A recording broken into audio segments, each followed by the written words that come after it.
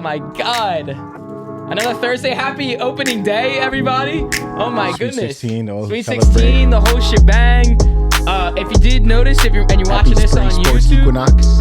we got a little addition up there. Shout out everybody involved for getting that possible for us here. Just additions. Shout out Gooby, bro. Appreciate you, bro. I don't know. Yeah, that's my man Gooby. I don't know who that is to his right.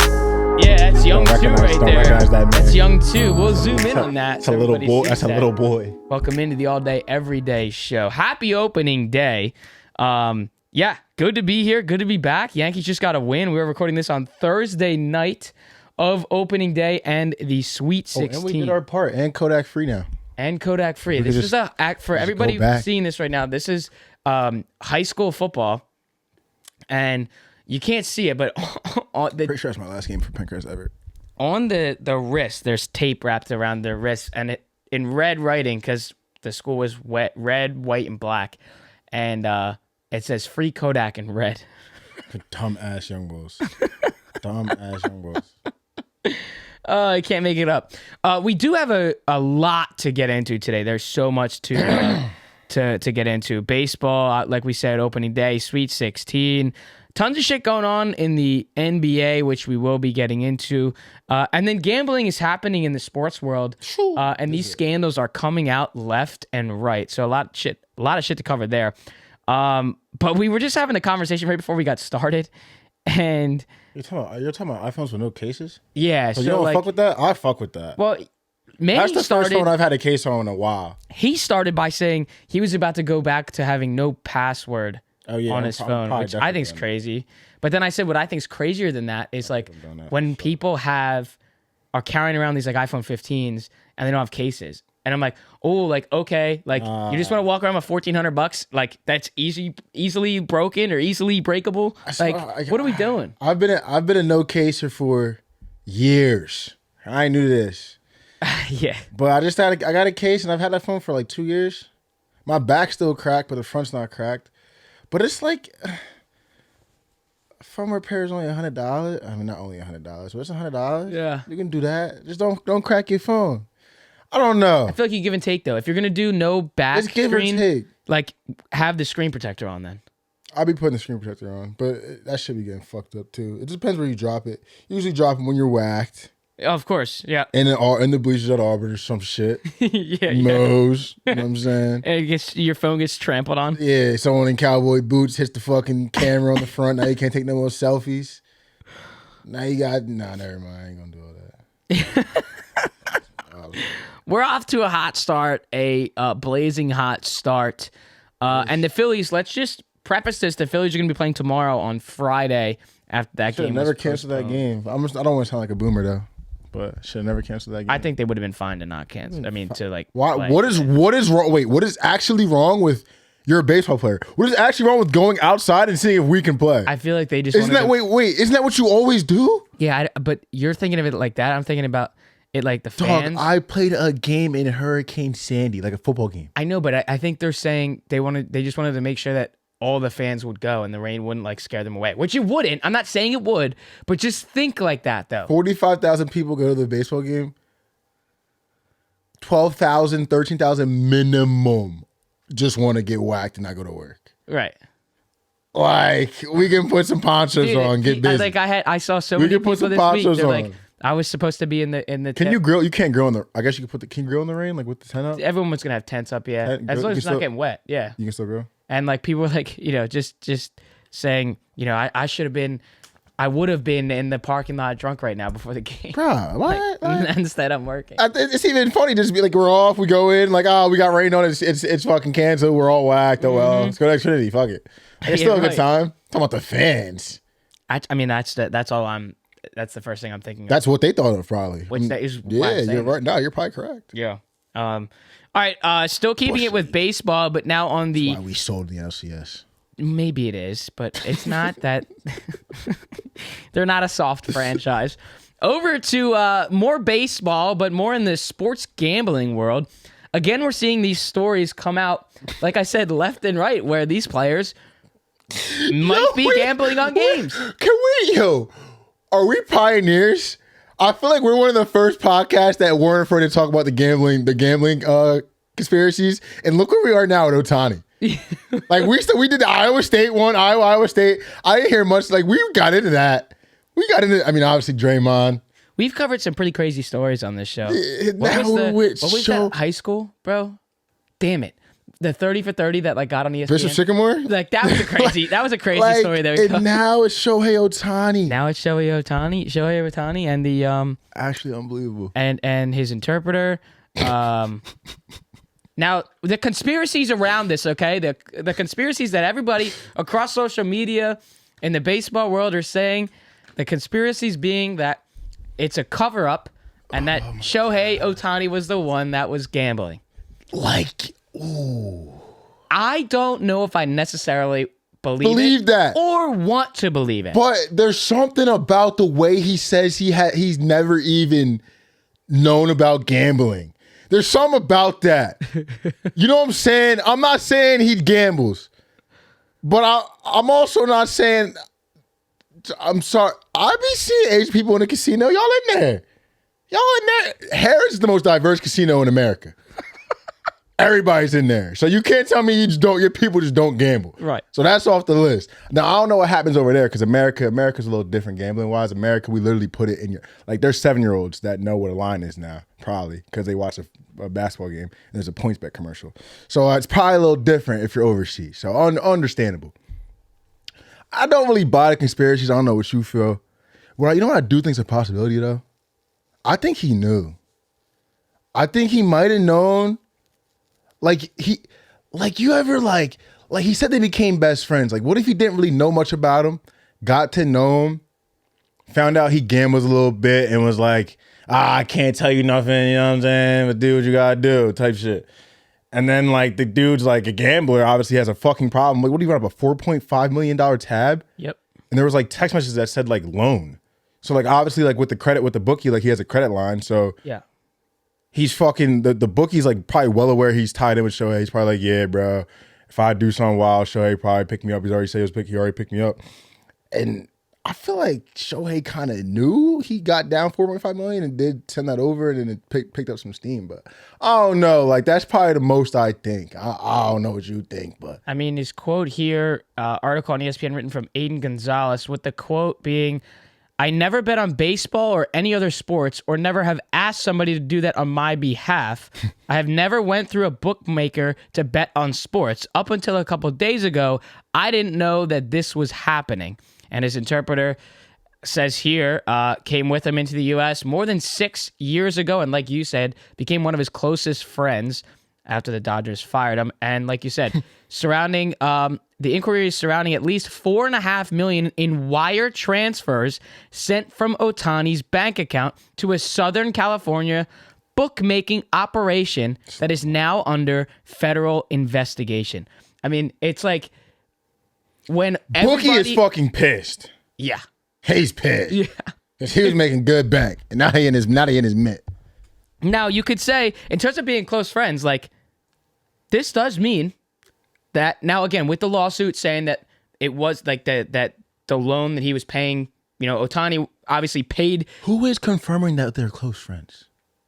Yes, that's another part of the story that I don't know. But when like Ohtani being, if they're saying that he's his closest friend and one of his closest friends, like he bought him out of the gambling debt. Ohtani transferred the funds over to cover the debt, but then the following day, a statement from Burke Bretler LLP, the law firm representing Ohtani, instead said that Ohtani, quote, has been the victim of massive theft. And there's where the quote ends there. So instead of it being that he's paying off his closest friend's debt, it's now that he's stealing from him. Yeah, so I have two thoughts here. Thought number one is, I need to know who confirmed that is one of his closest friends. If Shohei Ohtani said that, I just want to know how he said it or how the interpret. Because like, if that's one of your closest friends, you know your closest friend's bad habits. Like, you know what I mean? Like all my close friends know what's fucked up with me and the fucked up shit I've done. Like I don't really, so okay. But what was the second part you said? That it's now from the law firm that's representing Ohtani, it's being reported a day later that Ohtani has been the victim of a massive theft. Right. Because so when I looked into it, they said so I don't know if you watch Gilbert Arenas' content at all, but he was on Vlad TV one time. And he was a victim of huge theft. I'm pretty sure it was his butler or like his right-hand man it was. And these people with this much money, it's not sitting in one account. It's not sitting in two accounts. You know what I'm saying? And Shohei money, you feel me? Like, how many bank accounts do you think Shohei Ohtani has? How many bank accounts do you think Pat Mahomes has? Yeah. Like, so it ain't hard to believe he close to him. Shohei trains a lot. Shohei can't speak English when he first comes here, right? So when Shohei first comes here, maybe little things, maybe, I don't know. I don't want to say taxes, but maybe small things where it's like, yo, can the interpreter help me out with this bank stuff, financial stuff? It ain't hard to believe he could. And if he has a gambling problem, he's getting financial statements from Shohei Ohtani's 8th bank account, offshore bank account that's for his real estate houses. Take a little picture of the route and shit.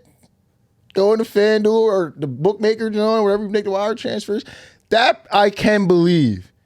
Backtracking my first point saying that Shohei probably knew, because these guys, if you're making, was this contract $700 million? I wouldn't be shocked if that's diverse within 7 bank accounts.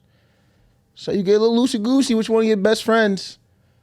Well, you brought up the point about the loan, and still checking in with this article here, saying that Tuesday night he agreed to pay the debts, and he logged onto his own computer and sent 8 or 9 transactions, all in increments of $500,000, to the bookmaker in Southern California. Over the course of several months last year, adding the quote loan to the description field. So then you're going back to the point of how are we losing? It's labeled as loan. How are we living with Shohei Ohtani and losing $4.5 million? Can't you just wake up and see when he's locked in that day? But then on Monday, in Ohtani's statement, he says that his quote was, "All of this has been a complete lie." So now, obviously, the investigation is still underway, but it still feels like we don't have a definitive answer on what the actual story is. And Seems a little weird. It does seem weird, and I just feel like with the season now being here, this is all just going to fizzle out. It's going to find a way to fizzle out. And if it was in the offseason, it would be, top story. If I'm Shohei, I'm pissed, though, because, what does he make? $4.5 million a what game? Not even a game, a what? An at-bat per single? Now, remember, he back-loaded that contract. I'm just saying, though, in just retrospect, what is he making? Yeah. You know what I mean? $4.5 million a game over all the years. Fuck me. I do all the shit I can hardly speak English. My fault, Shohei. I mean, investigate your homies a little bit. Yeah. You'll learn that lesson the hard way. I mean, again, with the season here, obviously it's the worst possible thing for an MVP player of that caliber to have to deal with this off the field. Opening day is today. We can't be having this. And then we have another story.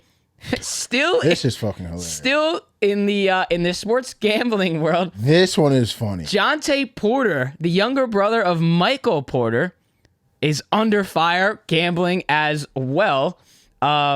He's on a 2-way contract with the Raptors, and Woj had an excerpt about this as well. Here's the whole thing with this betting story and this betting scandal. In the game on January 26th against the Los Angeles Clippers, there was an increased betting interest on the under for Jontay Porter props, which for the night were set at 5.5 points, 4.5 rebounds, and 1.5 assists. There was also an over-under for Porter's made 3-pointers, which was at 0.5. So make one or miss one. That night, Porter played just 4 minutes before leaving the game due to what the Raptors said was a re-aggravation of an eye injury he suffered 4 days earlier in a game against the Memphis Grizzlies. He did not score in the game against the Clippers. He had 3 rebounds, 1 assist, and did not attempt a 3, meaning the under hit on all 3 of those props. And then the next day, as part of a daily report to users on betting results, DraftKings reported that the under on Porter's 3s was the biggest money winner for bettors on any NBA player props from games that evening. Porter played 19 minutes 2 days later and scored 12 points with 7 rebounds and 3 assists. So you gotta so fishy. You gotta really highlight Jontay Porter was the most bet person player prop in the NBA. Jokic, LeBron James, Anthony Davis. Like people that, if my mom opened up FanDuel, those are the people that the public is just like, yeah, I'm going to just take. The most bet person on a game where it was like quicks out, like one of those, like, oh, this shit is fishy, brother. How about a more recent one on March 20th? March 20th in a game against the Phoenix Suns, Porter played just 3 minutes before leaving the game due to what the Raptors said was an illness, and he didn't return to that game. He did not score, attempted and missed 1 shot, and had 2 rebounds. The sportsbooks had his over and under set at around 7.5 points and 5.5 rebounds. Again, the next day, DraftKings reported to its users that Porter's prop bets were the number 1 moneymaker from the night in the NBA. And again, talking about his contract, 2-way contract for the Raptors, earning $415,000 this season. So whatever the hell he's betting, if he's betting, let's just say, I'm not, allegedly, if he's betting, he's clearly making more than what he's making with the Raptors. So can you pull up that ticket? That shit is, okay, well, before I get into it, do you think this is real or fake? I'm going to pray to God this is fake. Yeah. Multiple things. Number 1, can you full screen that? Yeah.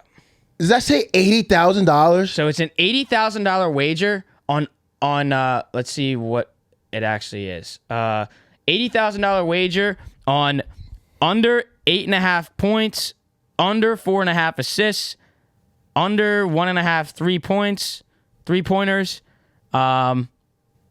Yeah, it's a 6-leg parlay at plus 1,300, and there's an $80,000 wager to pay $1.1 million. Now, again, you don't know if this is true or not. No, and this is. I hope this is some just satire shit. But like this paints the picture of what he could have actually been doing. I think that's fake. But that's going viral and people are like believing it. Yeah. That is painting a picture of what could have actually been going on. Now, first of all, can we tip the cap? I'm a real fan of robbers and crooks. We did all time bank robbers. I mean, he has to be he might be over Ben Simmons for real. If you take a situation where he's turning it into, but like it's Jontay Porter. Like no one on FanDuel's worried about Jontay Porter. He's probably thinking like FanDuel, DraftKings ain't worried about no Jontay Porter. Like he's probably putting some money in, but he's probably in a group chat with the boys like one of us. You know what I'm saying? Telling them like, oh yeah, bro, tonight no one's playing. We don't really give a fuck. We got into the hotel at like 4 a.m. I'm probably gonna get like 20 minutes off the bench, like just hammering my unders. Here's my problem with his finesse. Did you see the video of him doing the eye thing? Walking off the court. And then the illness. You're walking a tightrope, homie. You can't get sick every night. Yeah, you're not gonna get poked in the eye and they gonna Rip Hamilton you. At some point, you gonna have a mask on. Right. We gotta think the finesse a little. There's legends we can look up to. Ben Simmons, the back. There's people that don't know if Ben Simmons' back really hurt. Now, I think it do, but it's a back. You can't really do nothing about that. You do the eye, homie. I guess he's thinking maybe he's not going. This is only going to happen a few times. So that's why it was the most bet prop. Because we really slide it under the radar. Because we really got to hit a lick. Like, do I really got to fake an injury? But nowadays, you probably do, my guy. Like, it's looking a little fucked up. People trying to say he had discords. Like, there's rumors that he had discords running. I don't know if you saw them, like those little rumors. I don't know if that's true, but if so, that's fucking crazy. But like, I don't think it's enough frequency. Maybe he was giving out picks on other shit, but I don't know if it's enough frequency for him to be really giving out picks on his own shit. But if people are paying for his information on the rest of the league, he could be going down. Like, that's bad. And it's Michael Porter Jr. brother. People say investigate MPJ because you know MPJ good for over 15.5, 3 threes, 12, 14 in the first half, nothing in the second half. I don't think MPJ involved, but I'm just saying people say They asked him. People said they want. He finally talked. It took him a couple days to talk. But people were saying I want MPJ investigated. MPJ, I don't think you're doing nothing. I think you can't. But it's like Sam Quinn. If it's your blood, brother, who knows? Sam Quinn from CBS writing this as well. There was a quote from a source that told ESPN this. The quote is, people were trying to do whatever they could to bet Jontay Porter props. The source told ESPN. And then just a few days ago, the same thing. We had a bunch of people trying to bet under for more. And then Porter has missed Toronto's last 2 games for what the Raptors have called personal reasons. Again, allegedly, like what everybody knows right now is absolutely nothing. It's just under investigation. We're all being skeptical and trying to dig for what's there. We don't know anything that's concrete right now other than that the NBA is investigating this. But it is still wild that in a 2-week, 1.5 week, dare I say 1 week span, we have Shohei Ohtani, one of the biggest names in all of sports, in a gambling investigation. And then Michael Porter Jr.'s younger brother, who, not even disrespectfully, but like a no-name, is in a sports gambling investigation. So, like, what the fuck is going on? I kind of fuck with it. I mean, it's making the whole game shady. If you didn't know the game was already shady, though, you're a little behind. People have been saying this, but it's fucking hilarious. I don't know when we're gonna get more like concrete evidence on that. Let's pull this one up too from Tatum. There's Jason Tatum on sports betting from Legion Hoops here. Quote, fans yell shit all the time. Shoot one more 3, get one more rebound, get 25 before the half is over. I guess I do feel bad when I don't hit people's parlays. I don't want them to lose money. Well, this shit is becoming like, there's going to be a point where this shit is all over, bro. Like the next draw on NCAA is banning it, which I think is a good decision. It's becoming, bro, every commercial. Okay, you ever see the stats on Twitter when people say like how many ads were played per this? Like that's what I'm saying, bro. It's probably 7. The NCAA wants to get the player props out of college. I know people that were hitting on that. I know.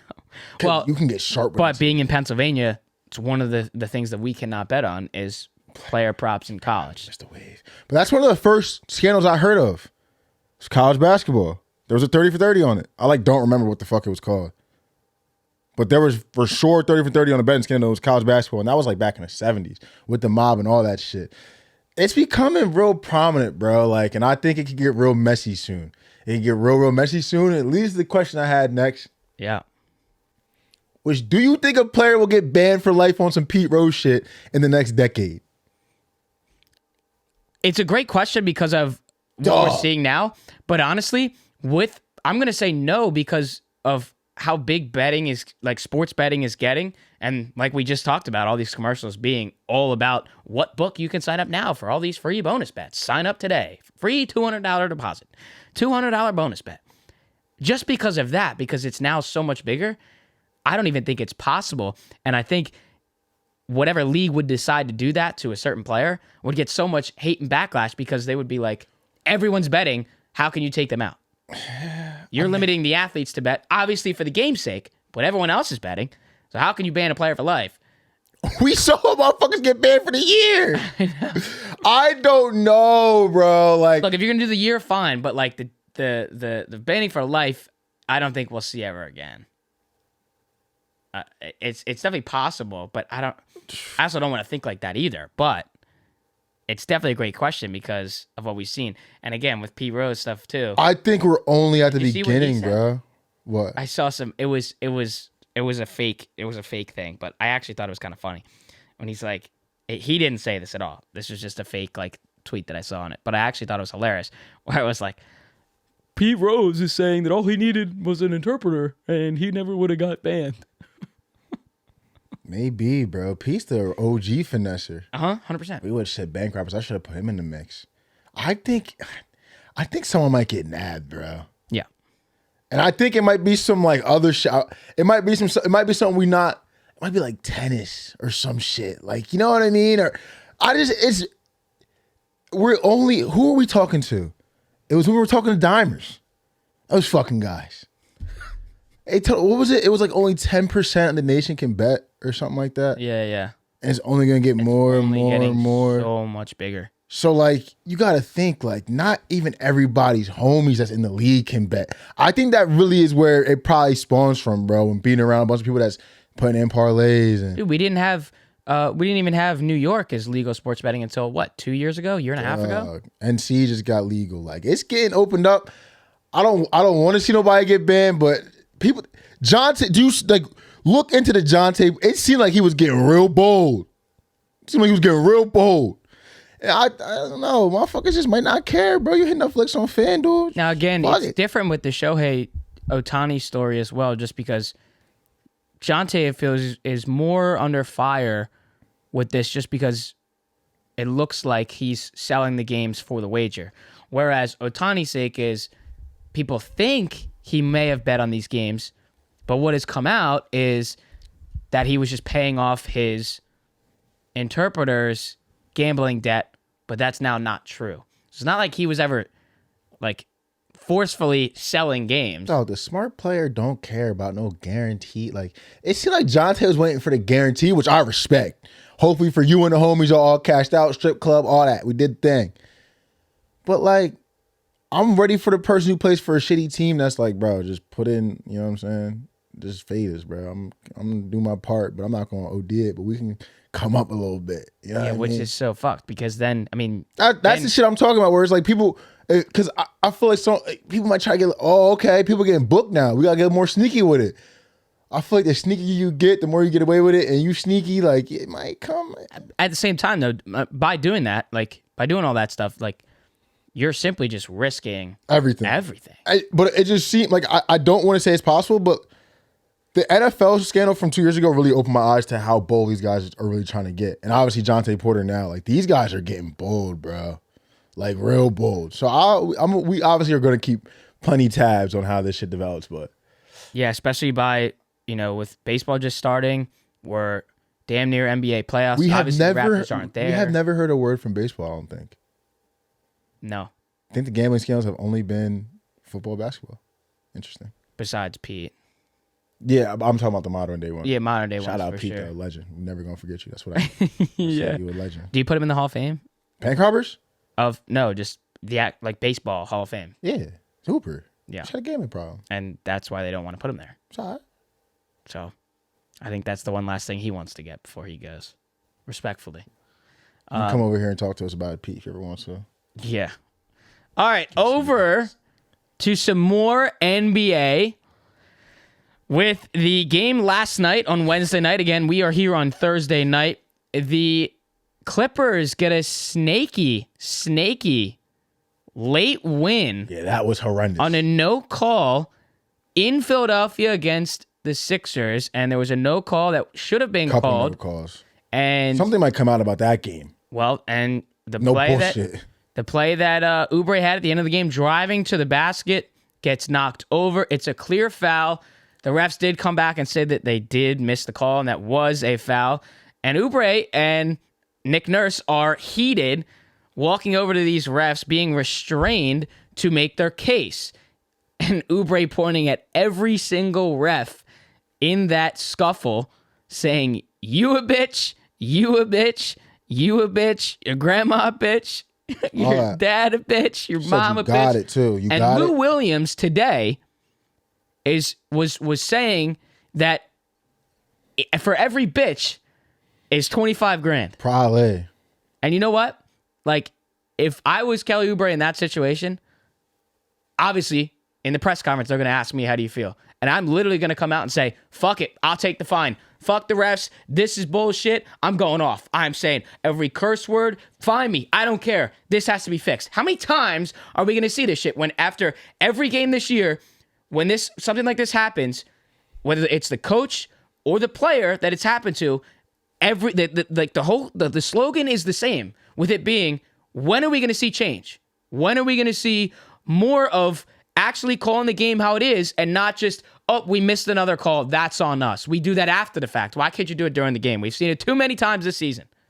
Can we just clap it up for Kelly Oubre one time? Yeah, way to show the emotion. My guy, I did everything what hella people been waiting to do this season is you, the Raptors coach. I don't want to fuck up your name on air. He laid into him. Monty, Steve Kerr getting, but Nick Nurse be at the head too. These refs be needing to hear, bro. But yo, Kelly, that's legendary, and he's been having a hell of a year. Got hit by a car supposedly. Now with this, yeah, another alleged thing there. Yeah, legendary. Somebody, he's Mr. Somebody gotta do it. If somebody gotta do it, I'm gonna do it. It's Kelly Oubre. That's right. That's why a I game fuck with that the Sixers had. They should have won that game. We won that game At home. We won that game. James Harden's return. It was a lot of ESPN game, national TV game. Oh, and we're watching our potential link. Paul George. That's right. Yeah. Good segue there. I just lost for a second. Yeah, there was some weird speculations today saying very weird speculation. Yeah, very weird speculations today saying that the Clippers may not be able to match the contract extension talks that Paul George wants.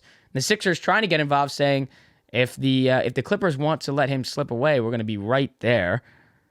And is that the missing piece that the Sixers need to put with Maxey and Embiid? I mean, it sounds like it. I don't know if that's just going to happen. Right.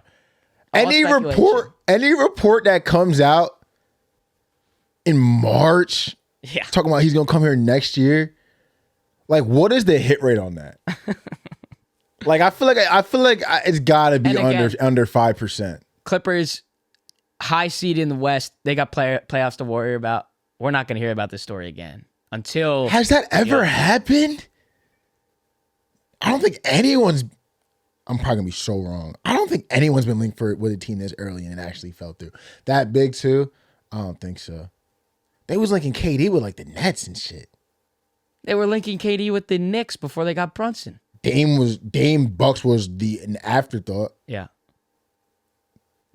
Jimmy to Miami. Right. Oh God. Let's do the next topic. Moving on.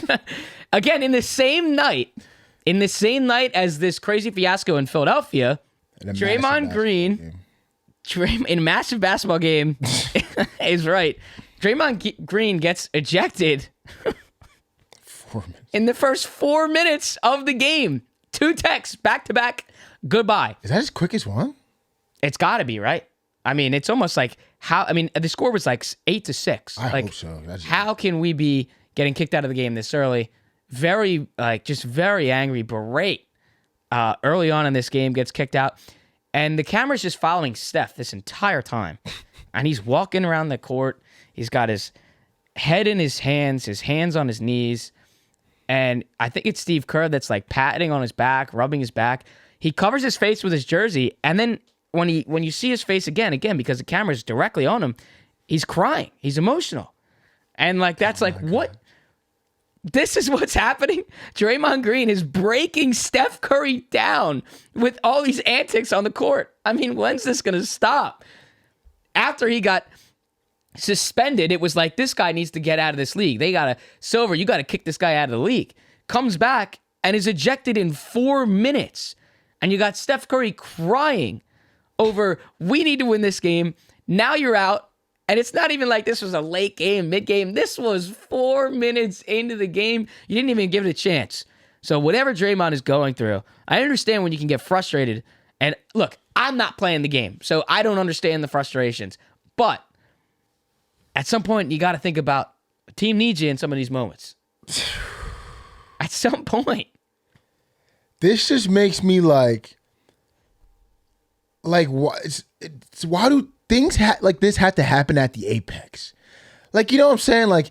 He has to stomp on Sabonis in that series. Now it ends up being okay. You know what I mean? But he has to kick Steven Adams in the dick in that series. Right. He has to get tangled up with LeBron and kind of ball tap him or whatever they thought he did in that series. So now we're put in a position where we're in the 10th seed. A couple years ago, we would have playoffs would be done with. Steph Curry probably would be way more locked in on golf than he would be on basketball at this point of the year. We're a game up on the Houston Rockets. That's right. Now the Houston Rockets are the best team, having the best team in basketball in March. Unbelievable. We put up they're 10 of their last 10. They lost 1 game in March. So they're on your ass. And then they're going to play OKC without Shea. That game was unbelievable. We're playing the Orlando Magic in Orlando. Pretty sure we're underdogs. This is just a horrible situation. How do you get ejected in the first 4 minutes? And then obviously it goes over Steph's reaction. So my thought is dog, I think you're seeing everything they've been through in the last 3 years. 2 years coming out of Steph. back to him punching Jordan Poole. Like, this team is so... I don't think Jordan Poole ever fucking leaves if that never happens, bro. Like, they find a way to keep Jordan Poole, I believe. That put them through turmoil and hell. That pretty much left. That was supposed to be his kind of his Robin at this point. That kind of left Steph alone. That probably stressed him the fuck out. They probably had to sit him down, do the whole thing. Then he's still having injection problems. There's the Nurkic thing, plenty of stuff before that. How many sit downs do you think they've had with Steph Curry? I'm not Steph Curry, with Draymond Green. They're probably on sit down 50, bro. Yeah. They put everything into that shit. Like, probably everything.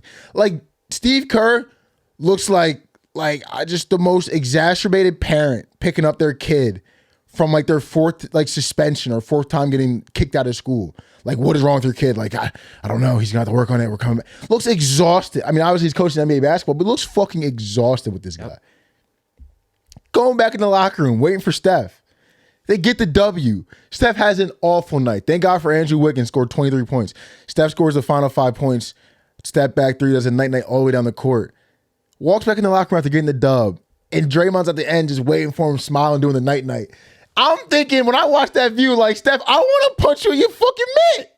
I'm sitting there like, you're really going to celebrate with me right now? But, like, at the same time, so there's two things I'm thinking here, right? Like, it kind of led to the question I asked under it. And it's kind of a two-part thing, but, like, they have to be, first of all, we've probably very much underrated that friendship throughout the years, correct? Like, they're obviously dumb tight. I kind of thought it was more Steph and Clay, Splash Brothers type shit. Obviously, Draymond and Steph did that podcast a couple years ago. That was a banger, but I still kind of thought it was because Draymond was kind of more in the media. I kind of thought it was always Steph and Clay. We obviously haven't seen, maybe I could be wrong, but more and more stuff we hear and them interact, it seems like it's really Steph and Dre. Like, that's really the duo for real. And I've been sleeping on how close they are, and I've been sleeping on, I think, how important that is to their team. And, like, would you rather Draymond be himself, or would you rather Draymond be more conservative and not be like this and not have the suspensions be a thing? Like, are there 4 rings if Draymond's conservative? Like, you know what I'm saying? It doesn't really, because we can't really pinpoint certain series. Like, his best final series was the one they lost. There's a strong argument that if they didn't choke the game away or the games away, that Draymond Green could have won MVP. It's a very strong argument. And he gets suspended in that series. Series doesn't get suspended, or series is kind of less. I mean, not even the Golden State Boston series. He was kind of piped up. Him and Grant Williams were going at it, and that whole playoffs he was going at it. And that chip that they won, you might have been the only motherfucker in the world that called them to win the championship that year. Like, you know what I mean? We were the Warriors. They were afterthought. So, in my opinion, as a fan, number one, I love Draymond when he's like this. I might be in the minority. People probably are very annoyed at Draymond at this point at the time in the game. But I think the game's missing people like this. I think people like this in basketball are extremely important for how the game needs to be played, bringing the toughness and the edge to the game. I think I fucking love everything about Draymond and how he plays basketball, and I love everything about what he brings to the Warriors. I think if Draymond is any less of this, I think if Draymond beveled his edge even a half an inch, if he calmed down a little bit, I don't think this is the same team. I think they genuinely need, like, look at the makeup of that team. Who's bringing that? Steph Curry's real quiet, reserved, nice dude. He shows it with the game. Klay Thompson's quiet, feisty, but he quiet. You got to get him going. Wiggs, you're not gonna really get him going. Kevon Looney, never seen Kevon Looney get into it with somebody. Then after that, it's a bunch of young guys. Where is that fire coming from? Even back in the day, like same makeup of the team. You got Harrison Barnes. Then it's like older guys, like, you know what I mean? Like, you're not really getting that from Bogut, David Lee. You're not really getting that from Sean Livingston. You're not really getting that from Barbosa. So if Draymond Green's any less of what he was, you're not getting that from KD. If Draymond Green's any less than what he was, I don't think this team is the same. Maybe chips for sure, but dynasty, I don't know. And for that reason, I have to say I'd rather Draymond be himself. Get suspended. So then, with all the antics going on now, would you say that the Warriors will outrun the Rockets for this playoff race? Because what I would say is, right now, the Rockets have them, clearly. Yeah. But when we look towards the playoffs, and as we're getting down to the wire and crunch time now in the season, I don't see that happening, just because Warriors are way more of an experienced team at this point in the season than this younger Rockets team. And when you look at it like that, it sounds pretty simple. But for the way, like you said, with the Rockets being the best team in March right now, statistically, there's been some qualms makes about that schedule. There's been some people coming out a little bit offended about that schedule and the accolades we've been giving this Rockets team. So I'll have to, shout out to those people. but still, give I Rockets do deserve the think credit. the Warriors will outlast them though. Like there's games like last night going into Orlando down there with I call them the Energizer Bunnies because they play hard as fuck every night. I mean, Jalen Suggs played unbelievable defense on Steph Curry. Locked Steph Curry down till the last 3 minutes of the game. But it's the last 3 minutes of the game where Steph Curry just has that different gear. But Jalen Green's doing that. And I want to shine a light on Jalen Green. If you didn't watch that OKC Rockets game, like you missed Jalen Green down the stretch was unbelievable. The baby buff that you get as an athlete is very real. Like the first interview after it came out that he got Drea pregnant, they asked him, what's going on with you? He said, I got kids. I ain't playing with nobody no more. So, I mean, him getting to the playoffs kind of boosts his status up. He's leading that team more than out. I thought it was Alfred Sengun's team. Everyone thought it was Alfred Sengun's team for a while. He's kind of taking the reins from that. But I think Steph Curry is going to outlast him. But it's going to be, they had that matchup on April 5th, I believe. And oh my God. Because that's going to be spicy. Draymond might get suspended. He could do some dumb shit there again. Draymond could have got, I think the game before this shit, he pulled somebody's neck. And he could have easily got booted for that. I mean, Draymond been bugging, but I think it just brings something to the team. There's a target on his back for sure. But yeah, it does. It's like not comparing the two, but in the same kind of energy standpoint. Like Pat Beverly is the same in that. You need a guy like that in the locker room. To Draymond's extent of it is definitely a little bit much. But like at the same time, you look at a guy like Draymond and you're like, that's just Draymond. And like you said, yeah, 4 rings. Like that's just Draymond being Draymond. Okay, here he goes again. Like at this point, nobody's surprised about it. It's just like you're just doing it again. Like, oh, he did it again? Really? I might say to my man Steph crying, bro. Actually, let me chill. You might need to tone down just a little. I don't like my man crying like that. Yeah, and my man stressed the fuck out. And then you want to celebrate him with him and like at least be like, nah, that's your homie. Fault. That's your home. I mean, he probably, yeah. But like, if that's really your man, like he know, I know. Like, you know what I mean? Like, all right, bro, we going. At some point, I'm gonna talk to you about that, but it's cool. Yeah, I mean, obviously, getting down to the wire with the NBA and this Rockets and Warriors race, and also getting down to the wire in the NHL as the Rangers are the first team to 100 points, the first team to clinch. The wildcard races are heating up, as we'll look at that in just a moment. We need to give a little bit of respect to number 10, Artemi Panarin, who recorded his 100th point of the season, becoming the first Rangers skater to notch 100 points in a season since the great Jaromir Jagr, who had 123 in the 05-06 season.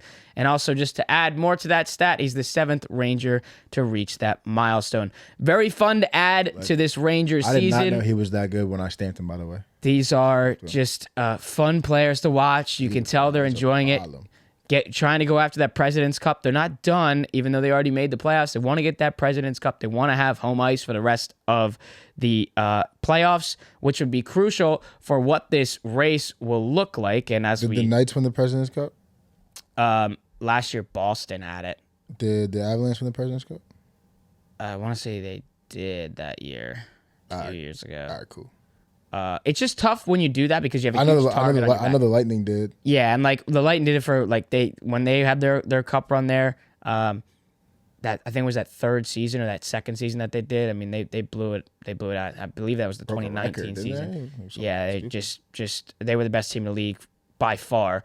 But the problem with that is like you have a huge target on your back, and the Boston Bruins had that last year, and then they got bounced 7 games after the night before, where the Celtics lost in Game 7 in the same goddamn building. So what this would look like, especially for the East, is the Rangers have the one as of now, which would put them playing the Capitals. But if you look at this race, again, we still have about 10 games to go in the season for most teams, and that wild card race is heating up. The Capitals at 81 points, who have played 1 less game than the Red Wings, who are just a game behind them at 79. The Devils can make a push. They're 5 points out. They still got 9 games to go. I doubt that's going to happen. It's really going to be the fight between the Red Wings and the Capitals. The Flyers are at 82 points as well, so they could drop out of that third spot and go to a wild card spot and either play the Rangers or possibly the Bruins and the Panthers. Or if they stay in that 3 spot, then the Flyers would get the Hurricanes. The difference here is, and I saw Biz talking about this from Barstool. He was on TNT saying that he would like to see the Leafs fall out of the wild card, get to that number 1 or number 2 spot, and then again they would need some help because then the Rangers would have to be the 2 seed in the Metro or the 2 seed in the East, where they would get the Leafs as the first wild card. So how it works, if you don't know, is the 1 seed in the East out of the Metro and the Atlantic will get the number 2 wild card, and then who's ever after that, which would be, in this case, the Bruins, who are number 1 in the Atlantic right now, they would get that number 1 seed, which would be the Tampa Bay Lightning. So, like, I still am scared of a lot of these matchups. I'll take the Capitals all day. As a Rangers fan, I'll take the Capitals all day. But that could easily turn into the Red Wings, who, when they get it together, they're hot as shit. And I'm a little bit scared of them, even though the Rangers would comfortably win that series. We're getting very, very feisty down the stretch here, and it just has to be said. You got to be paying attention this year. This is going to be one of our more, I would say, crazier playoffs with the West as well. Canucks, Oilers, Kings, Stars, Avalanche, Jets, and you got the red hot Nashville Predators in that number 1 wild card spot as well. And our defending champs, the Vegas Golden Knights, in that 2 wild card spot, battling with the Blues, who are just 3 games out with 9 games to go. Huge stretch for the NHL. I know we have March Madness on. I know the NBA playoff race is coming. I know baseball is just beginning on opening day on this Thursday, but definitely get tapped in to the NHL. These playoffs are right around the corner. It's going to be a great postseason NHL Stanley Cup playoffs. We'll head over to the Sweet 16 that started tonight. Man, y'all better be fucking fighting, bitch ass motherfuckers. The Sweet 16 has started tonight. Don't really want to get too heavy on these games, obviously, because they are being played as we're speaking. But let's go briefly on our second chance picks to win. Obviously, everybody's doing this with most of these brackets. I shouldn't say most. All of these brackets being busted in the entire world with everything that's happened in this past week of March Madness. I'm gonna toss it over to you. You got any second chance pick? Oh man, I'm riding mine. I mean, I have a future. Yeah, you have your future, which I'll let you get to. Yeah, I'm gonna just stick with the one I have in my bracket. I still have a chance to do relatively okay if UConn does win. And it's simple. I'm just gonna ride with Dave Portnoy and his $600,000 future of UConn. You gotta watch yourself. You might be cursed. I know. Auburn. Yeah. War Dam.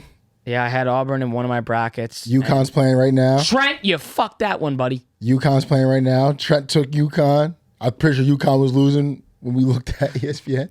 So you might be building up a curse.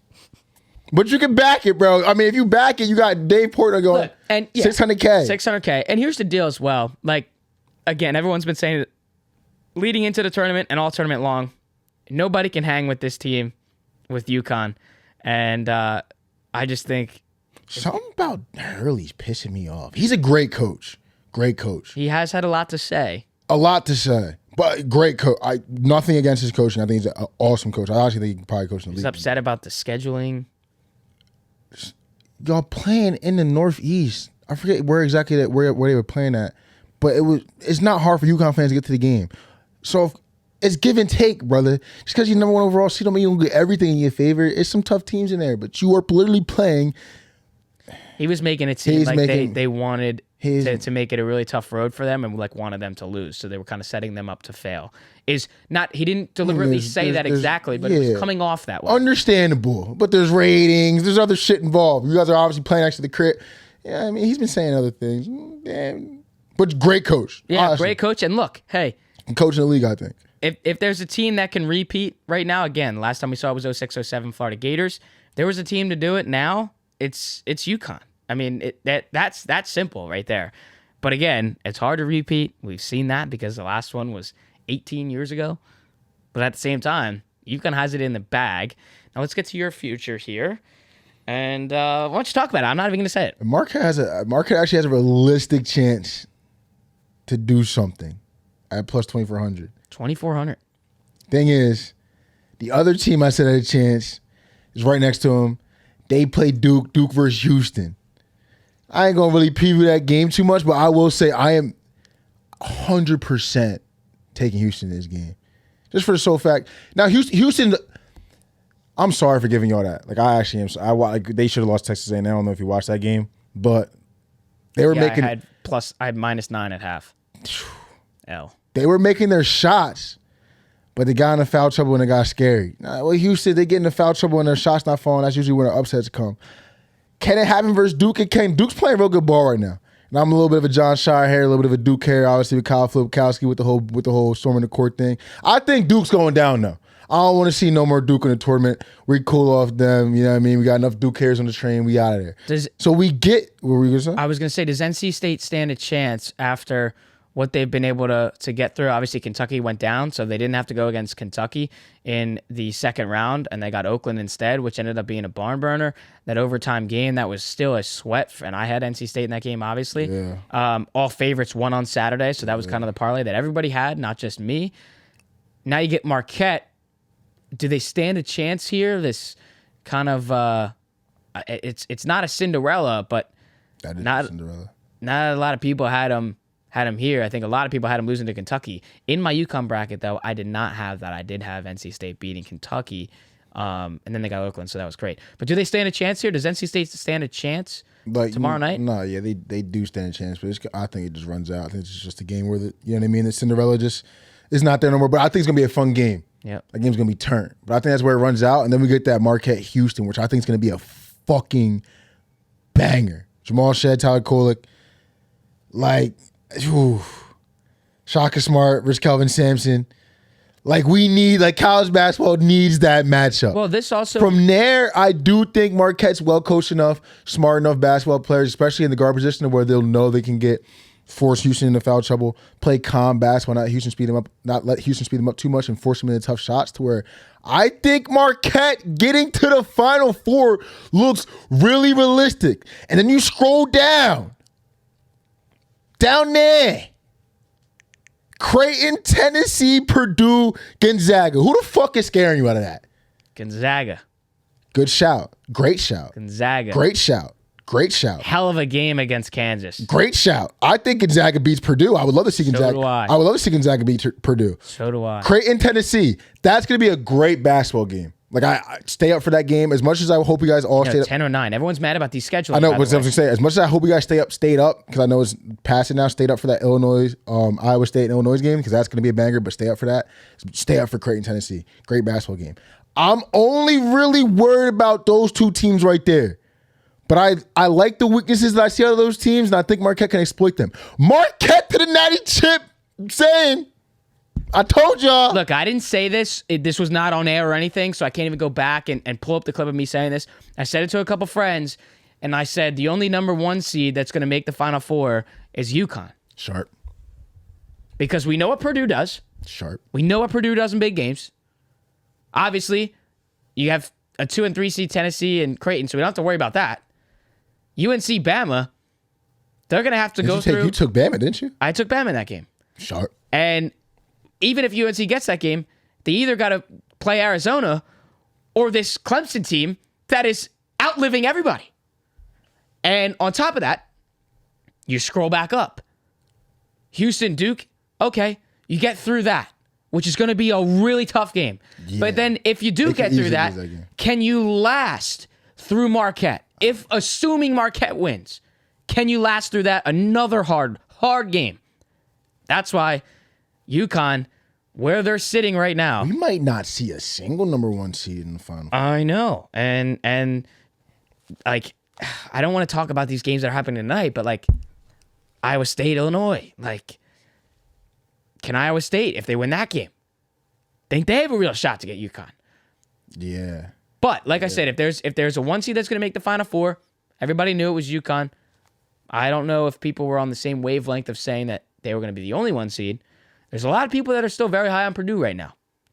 And Zach Edey looks fucking different. Right? Very. Can't lie. But History is history, and your past is your past. I'm just going back that. And look, there was a lot of people that had Gonzaga getting upset to McNeese in the first round.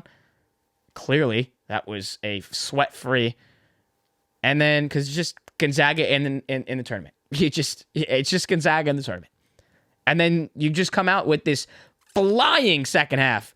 I had it was the freest bet of all time was taking Gonzaga's spread at half and Gonzaga moneyline at half when it was, I believe it was a 1-point game at halftime. And now they get Purdue, and this is a perfect spot for Gonzaga and a scary, scary spot for Purdue. It is. That's all it has to be said there. And then obviously we touched on Tennessee Creighton. Do you think we didn't get a winner on that one? Did you think that Tennessee gets past Creighton? I'm undecided. I don't know. I had Tennessee as one of my national championships in the 3 brackets that I made. So I would like to say Tennessee here, but I don't know. I got a feeling Creighton's going to pull this one away. I'll decide that tomorrow. I don't know. I got to look into that. That's on the shitter. Look at that game. But here that is game the got no shitter time. You know what I mean? You can't decide on a game with no shitter time. Bottom line, somebody here on this program has a future that is still alive, and that's Marquette, 2,400. I can't wait for the heartbreak. It's the most fun part. But what would be crazy especially talking about program, this would be pretty damn crazy to see it happen, and told you so kind of moment there. It just makes me think about my Rams. It was supposed to be the Rams. Yeah. The wild future. That's right. It was always supposed and to be you the told Rams. Kenny, bro, once I saw you were on it too, I'm like, oh my God, we're set. It was supposed to be. It was supposed to be the Rams. Matt, I got you, baby. We're still Matt Stafford lovers over here. All right, over to opening day. I'm actually happy that this game concluded. We can get a nice little clip from here. Fuck with baseball being back. Baseball is back. Everybody gets so excited for that. The beers at the park. Let's take notice, too, on all the crazy food that is now getting introduced. All these stadiums dropping new food, dropping new beverages, of course. And we have to note, too, in the K Bar at Citi Field, they are doing, before each game, at happy hour, they're doing $3 Coors Lights. Very cool there. Oh, okay. I was gonna say they're not making new prices though. Yeah, obviously they are. There it is at the K Bar. Pre-game happy hour at Citi Field for the Mets. Get some more fans there. Oh, we have to go inside before the game. Yeah, it's not in the stadium. It's outside the stadium. It's like a. I'm assuming it's kind of like an Xfinity. Like, turn. I don't know what it is, but I like that. I like just that. a pregame bar. I was meant like in the stadium. No. That's turn. So, I like that. So happy hour before the games. Every game this season. Yeah, Billy's. Let's crank it down a little bit, Billy's. Yeah, Billy's. You gotta go. Let's crank it down a little bit on the topic. Yeah, on the topic. I also learned this too. Crazy story. I got to get through this one though. So when I was at Harris on an AC on Sunday. And I got the rewards card. So when I'm like playing slots, and only for this reason of once you play $5 worth of the game, you can hit the screen for a drink, and someone will come and bring you over a drink. So I'm just ordering vodka sodas. So basically, a vodka soda is $5. I tip them like $1 or $2, and that's cool. One of the times I'm like, I don't really feel like putting money into a slot. I know it's just gonna get pissed away, so I'll just go up to the bar, grab a drink. Well, that vodka soda at the bar was $18. So you know what? Play your slots, get a rewards card, and get your $5 drinks instead. No, them shits definitely do be like, yeah, $18. 100%. I was like, and he said it, and I thought he said 8. And I'm like, what'd you say? It's like 18. And I'm like, so there's $20. Just go buy. And were you getting the same size vodka soda? That one was bigger for sure, but like a $5 vodka soda. It doesn't matter. Versus an 18. You're getting 4 of those. Yeah. Yeah. 4 of those for the same price, and it's probably 2 drinks. If you combine the 2, it's probably 2. It'd probably be the equivalent of 2 drinks instead of like 2 of those big cups. But yeah, that was something to notice too. I'm like, all right, I'm never doing that again. Yeah, fuck that. Never doing that again. But yeah, opening day is here. The Yankees get a crazy win in Houston without Garrett Cole, who's not their opening day starter. It was Nestor Cortez. He did get rocked early, a lot of walks. You locked in though. Yankees locked in. They go down 4. They tie the game. They make it 5-4. And the most exciting part of this game is what everybody thought. And we thought it was going to be one person and one person only. Not Aaron Judge, the new guy, Juan Soto. A laser at home plate to seal the game. That made it 2 outs in the bottom of the 9th, breaking the hearts of the Houston Astros. players and fans, that was so exciting getting the win. Yankees were plus 130 on the money line, so that was a great win, great comeback win, lead them into the season. They start this road trip early on in the season in Houston, then they go to Arizona, and then they come back home next week for their home opener against the Toronto Blue Jays on a weekend series. Great start, great win. There's a lot of analysts out there, MLB accounts, everyone's saying that the Yankees are just not going to make the playoffs, which, look, I will let you say, as a Yankees fan, I will allow you to say that the Orioles are going to win the AL East. I don't agree with it, but I will allow you to say it. But for you to then come back and say that the Yankees aren't making the playoffs is just ridiculous. And I understand the argument is that they have no pitching and Garrett Cole's out for 1 to 2 months. We don't know what the return time is going to be, yada, yada, yada. I understand that. But how can you still say that with what the outfield looks like now, what the bats look like now, the work that Volpe put in, the bullpen? You cannot possibly sit there and say, at least today, with this roster, that the Yankees are not going to make the playoffs. Are you kidding me? That's ridiculous. And it just has to be said. And then it goes into the point, do you like the new look of the Yankees or do you like the new look of the Orioles? It's very tough. I'm going to just, as a biased fan, I have to say the Yankees. I'm going to say Soto. Obviously, great addition with Alex Verdugo in left field as well. That's been one of the biggest pain points for the Yankees, is not having that crucial, everyday left fielder. Thought it was possibly going to be Andrew Benintendi, and he goes back to the Chicago White Sox. We knew that. Now, you can say for the O's, once they got Corbin Burns, I mean, now they're a lot scarier too. And again, 11 strikeouts in 6 innings today against the Angels at home in their big opening day home opener, which was cool. We saw the owners, actually, the new owners of the Baltimore Orioles, in the bar with the fans. They get everybody's attention, they introduce themselves, and they say, we're buying everybody a beer. Nice. Great for the city of Baltimore, which with everything that's gone on this week on a much more serious topic, but also for the O's having an opening day game for the first time in 5 years. Very, very good stuff for the Baltimore Orioles. No bad things to say about the Orioles. But for these analysts that are going to sit there and say that the Yankees aren't making the playoffs is that's insane. Ridiculous. And I'm going to tell you what, I'm going to hold those receipts like a fucking kid with candy when the Yankees make the playoffs. So don't even try. Don't even try to come back on that take when the Yankees are in the playoffs in the postseason. I think I like the new look the Yankees over the O's. And they're lucky that Garrett Cole ain't back. I think the O's adding Corbin is massive, and that lineup can hit around. Like, they remind me of, remember the Red Sox when they were really young? Like when Mookie Betts was like becoming that, when Benintendi was becoming that, Pedroia was getting older, that team was hitting the ball around the whole lineup. Like, I think the O's remind me of that. But they lost their dog. They lost the closer. And I don't think they're gonna put Craig Kimbrell in that spot, but they signed Craig Kimbrell with him. So I don't think it's going to be him. But that scares me because I don't know about that. But I look at Verdugo and Soto, what they added today, from what I saw, I mean, instant upgrades from last year. I mean, Verdugo made a nice play in left field, I think. I forget what inning it was, but one in the gap. Didn't he have like a sac fly or like an RBI? Yeah, the sac fly. Soto has a nice single. Then he guns a guy out at home plate. Has a couple nice at bats. Pretty sure he walked once or twice. Twice. He saw in his 5 at bats today. He saw 25 pitches. Like, just great ABs. Great ABs. And he's known for that in the playoffs as well. Don't sleep on Anthony Volpe's patience in the box too. Working a lot of walks today. Getting on base. Yeah. What he's worked on in the offseason were his bat placement, his hand placement in the batter's box, and it's definitely showing in spring training, showing obviously in day one of the opening day. I'm just excited that baseball is back. I'm very eager to see what the Yankees do this year after not so much of a collapse, but of kind of just shock of that, what the end of the season looked like for them. And now you come back, obviously the Garrett Cole injury. That's what I'm saying. Like, you can't write these guys out. You're going to allow people to say the O's going to take the AL East, but I'm not just so ready to hand it to them. I'm not saying the Yankees going to win it, but I'm not ready to hand it to them. Yeah. That's a young team that just kind of came into that.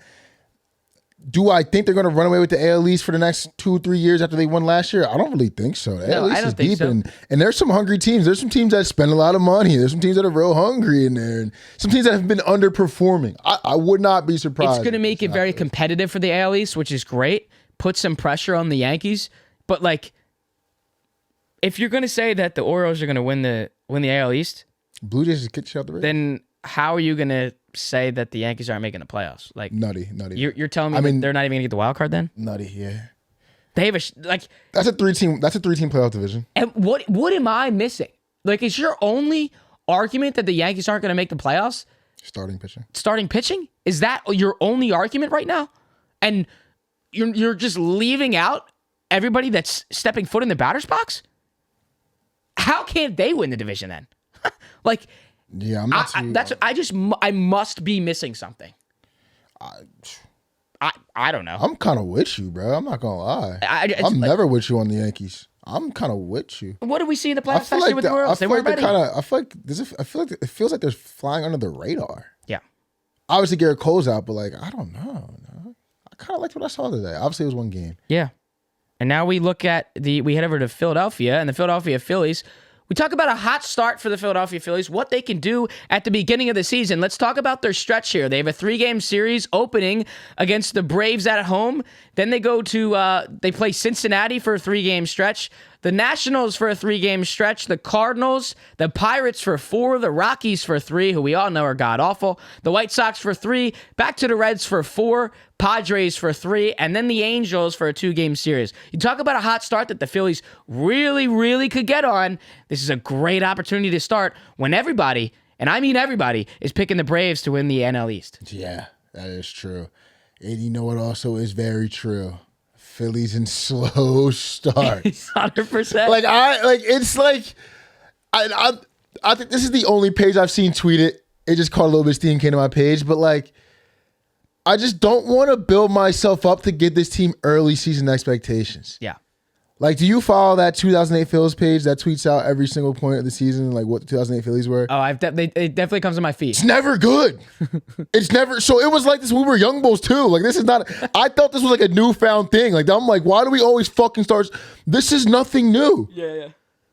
And I think this is going to this stretch of the season. If we do start off slow, I think this probably might be the most frustrating one. What year was that? Was that last year? No, 2 years ago. Remember 2 years ago? We started off that series with the A's. I think it was the year we bought in Casty. And we started off really slow that year. And everyone it was not pretty for a couple months. I think it might be something like that, record-wise. Bro, I feel like the Phillies don't start playing baseball until the All-Star break. Like, I feel like pre-All-Star break for the Phillies, like, I feel like they treat that like spring training. Like, we be playing with lineups, we be playing with people out the bullpen, we be playing. Like, I don't know. It's just, we don't really believe in playing until it gets a little cold outside. And I don't be stressed about it. I ain't stressed. Don't think I'm saying we're going to start off slow. No, I hope we start off fast. I think we're going to end up good regardless. I think we're the best team in the NL still. Honestly, like I don't know about the best team, but if it comes down to a 7-game series with the Dodgers, I'm still picking us just because of the X factor.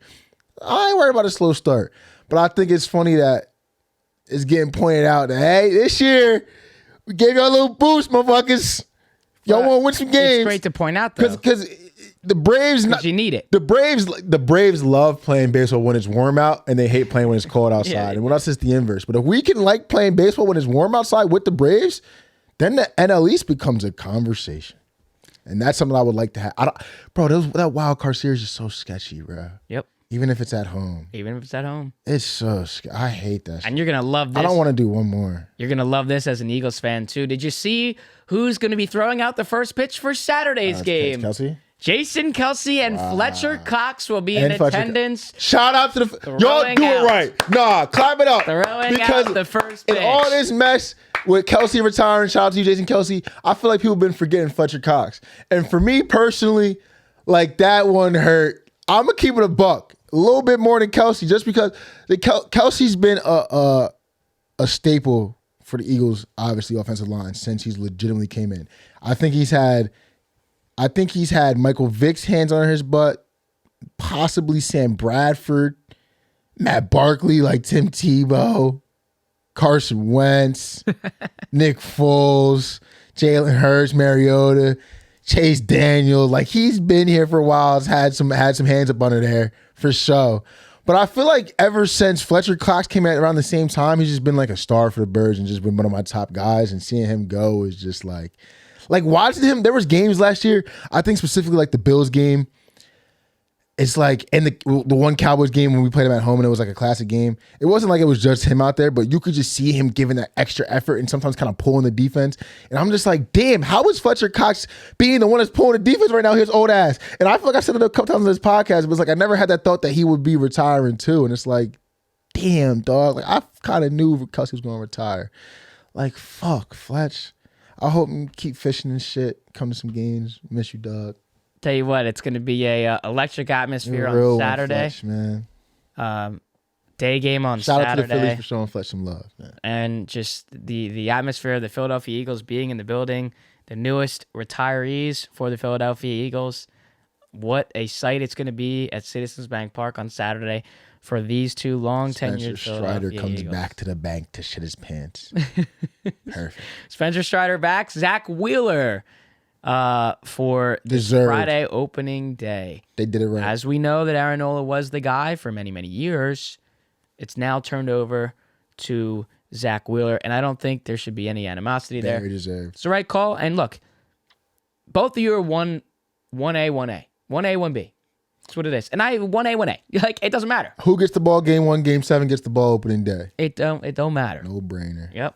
Give it to Zach Wheeler. That's our show.